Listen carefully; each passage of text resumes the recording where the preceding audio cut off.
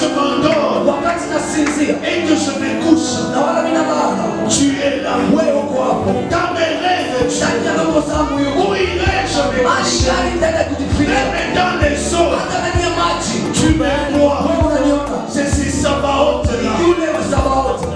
C'est le Dieu que nous sommes venus adorer. Celui qui connaît tout de toi. Lorsque personne n'était là, lui il était là. Dans ton humiliation, ici à Salem, lorsque tu n'avais pas une place, lorsque tu n'avais pas un nom, au-delà de Haïti, et nous avons la UNCA, lorsque notre vrai Haïti est dans les cieux des cieux, c'est Dieu qui nous connaît. Lorsque tout le monde se fatigue, lui ne se fatigue car c'est lui qui a mis le souffle de vie en nous. Il connaît l'importance de notre existence.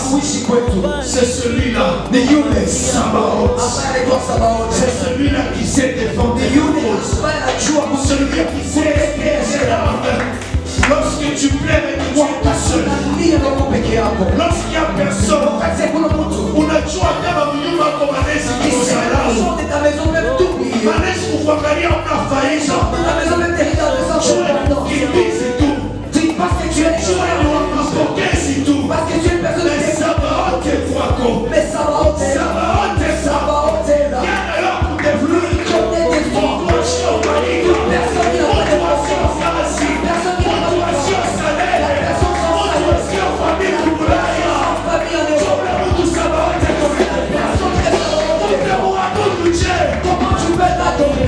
utamuabudu je? Ile saa kuna kukushikia, ile saa kuna kukushikia yana nishikiaka, yana nishikiaka. Ile saa niko nashikia batumisha Mungu haya, inashinda kuelezea shida yangu. Sabaoth kwako jua kunishikia, eko pale jua kunishikia. Utamuabudu je? Unana kushikiaka, unanajua haya ya maisha yako, aibu inanafujikaka ya ukimoneshe ananasea kukamatilia watu ya mwenye anaibeba anaimaliza ndani ya siri bila kuonesha mtu. Haleluya, haleluya. Mwabudu mbele, usipige miziki,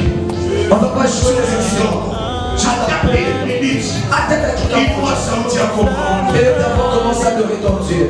Mungu alikutosha haya, haya ulikuwa na mbele ya mke wako, mchumba unalala naye kitanda moja, Mungu haya ile, hata mke wako, hata mume wako alishinda kukutosha. Sabaoth alikutosha mbele haya. Mambo ile ulimwexplike, unasema huyu mcho wako wa ndani anashinda kukuelewa. Sabaoth alielewa ile mambo, haya ukiwake kusema na ile misemo mbili unamwelezea maombi yako ya 10 minutes yanaishikia. Utamuabudu je? Utamuabudu je? Umweleze, umweleze, umweleze, umweleze, umweleze, umweleze, umweleze. Ce matin, prophète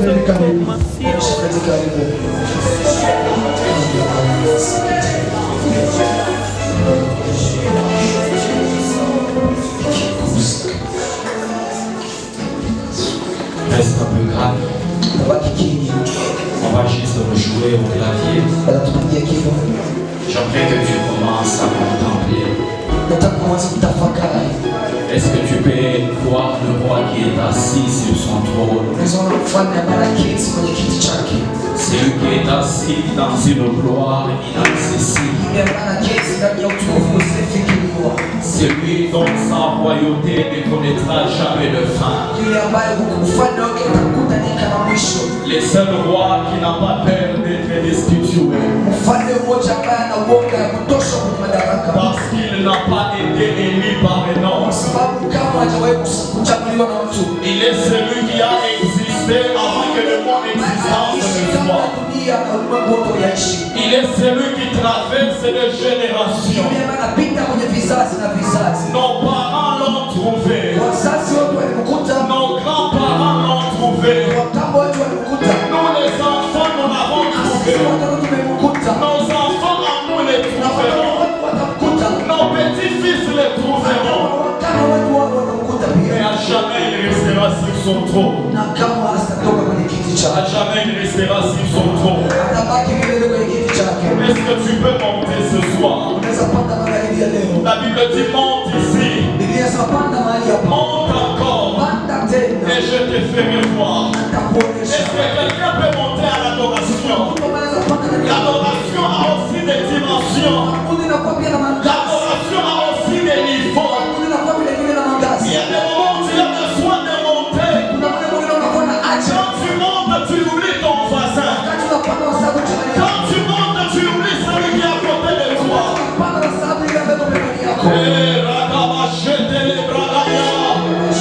C'est comme Briteeliano, Fakayeto. Quand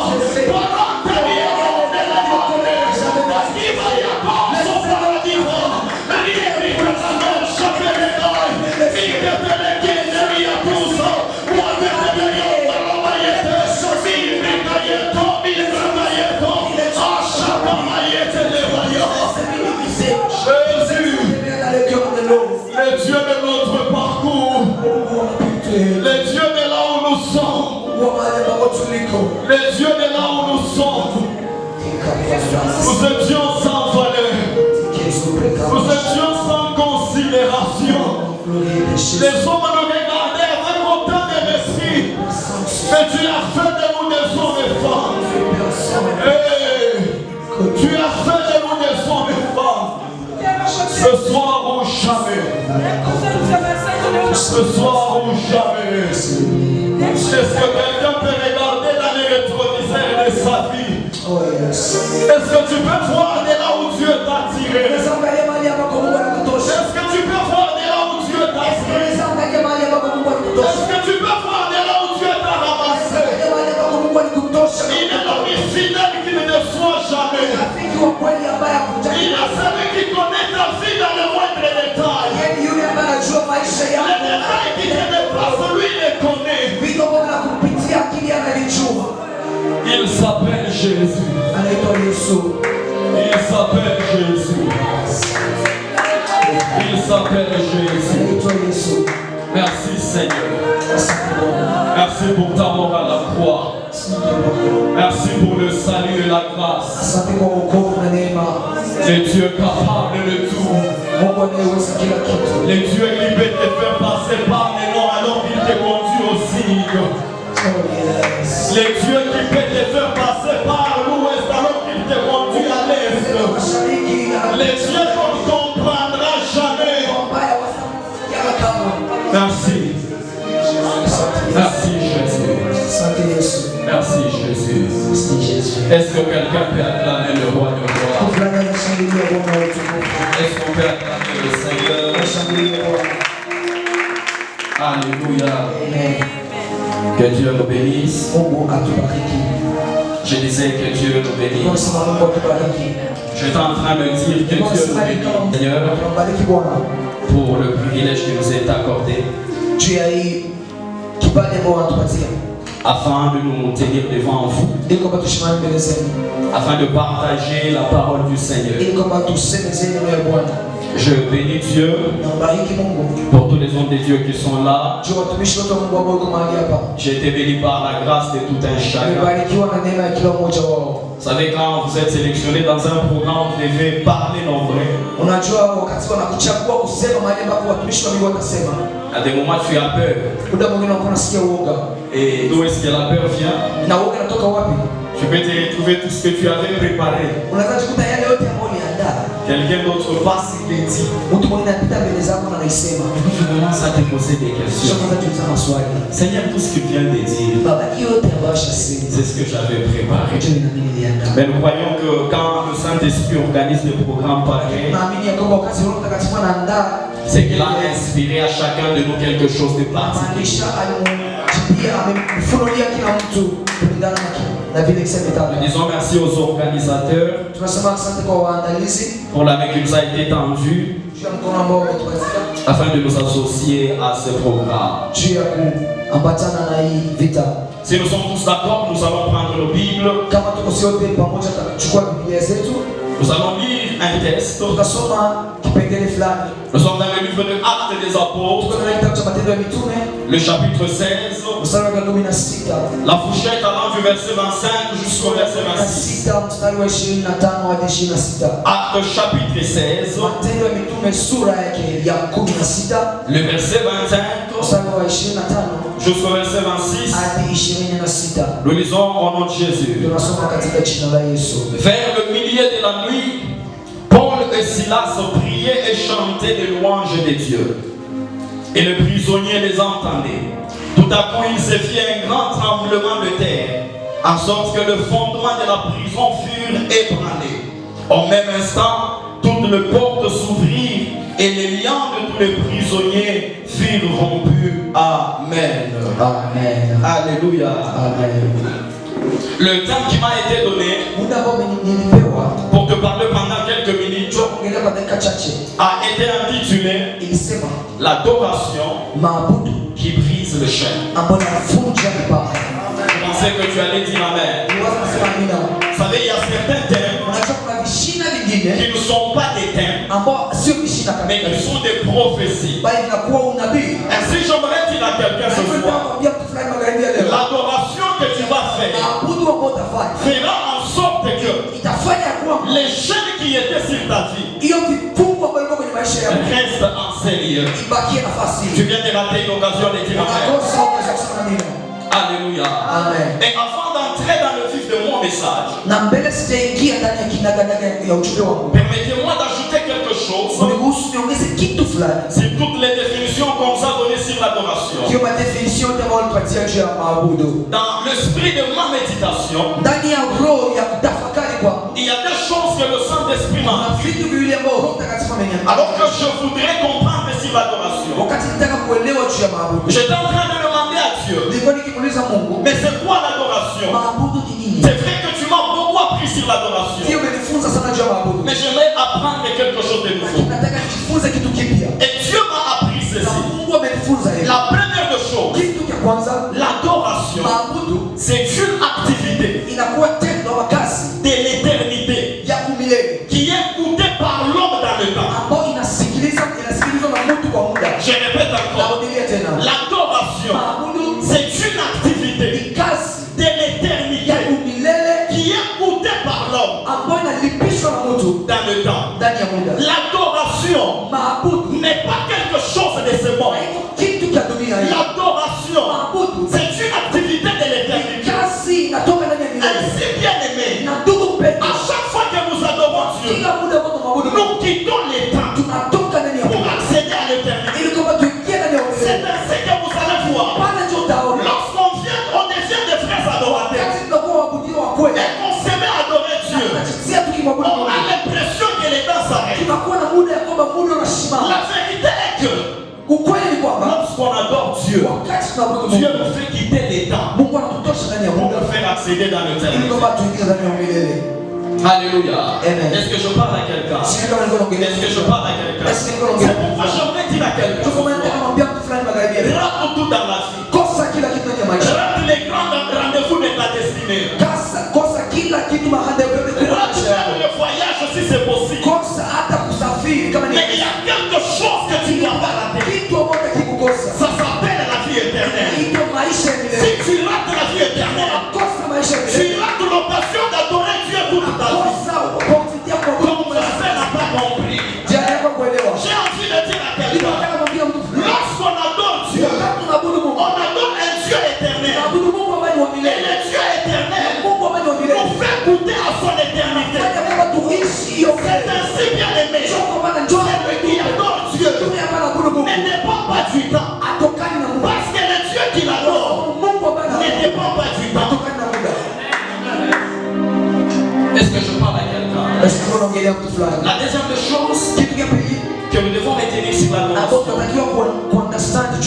c'est que l'adoration est la plus grande offrande que le cœur de l'homme peut offrir à Dieu pour réjouir le cœur de Dieu. Je répète encore, l'adoration, c'est la plus grande offrande que le cœur de l'homme peut offrir à Dieu pour réjouir le cœur de Dieu.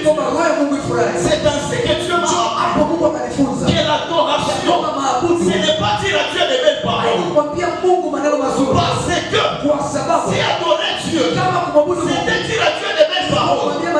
Tous les poètes, c'est déjà des grands adorateurs. L'adoration, ce n'est pas bien parler. Si l'adoration était question de bien parler, les muets n'allaient jamais adorer Dieu. Tu n'as pas compris. Les seuls langages que Dieu entend dans l'adoration, ce ne sont pas des chansons, mais c'est le langage de ton cœur. Voilà pourquoi dans l'adoration, ça va te choquer. Dieu n'est pas impressionné par les grands artistes, mais dans l'adoration, Dieu est impressionné par le cœur sincère. Tu n'as pas dit amen. J'étais en train de dire à quelqu'un, tu peux avoir une mauvaise voix, mais être un bon adorateur.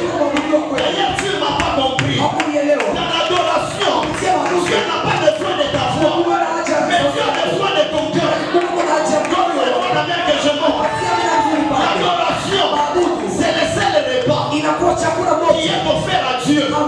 C'est une table qui s'appelle le cœur de l'homme. Est-ce que je parle à quelqu'un? Voilà pourquoi, bien aimé, ce soir, ne sois pas un parolier, mais sois un adorateur.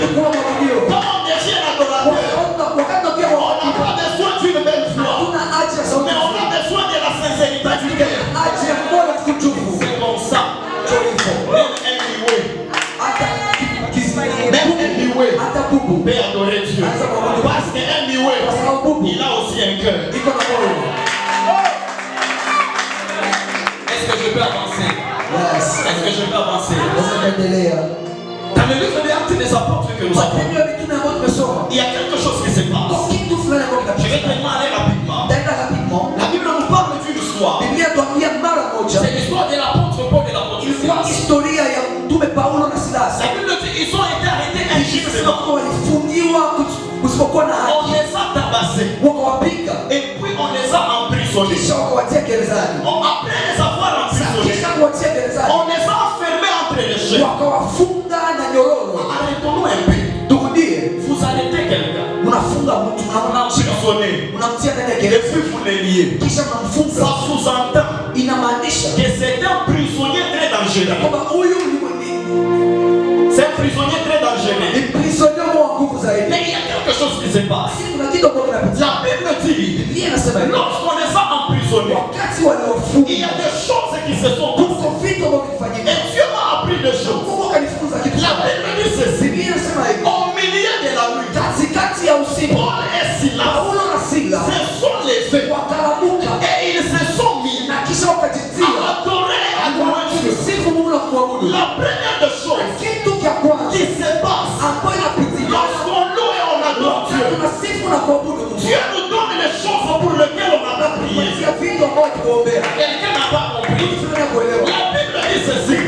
au milieu de la prison, ils se sont levés.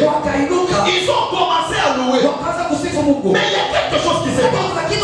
La Bible dit, alors qu'ils étaient en train de louer, Dieu va se décider de descendre et de couper les chaînes.